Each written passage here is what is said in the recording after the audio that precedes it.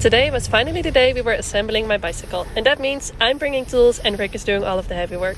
Pretty soon I was able to start my tour around the neighborhood, and let me just show you around.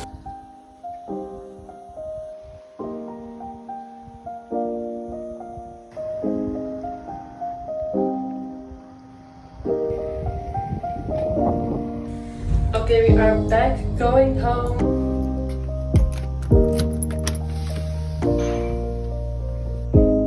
Okay, so Rick is cleaning and I'm really happy he's doing that, but that also means he doesn't want to go for a swim right now.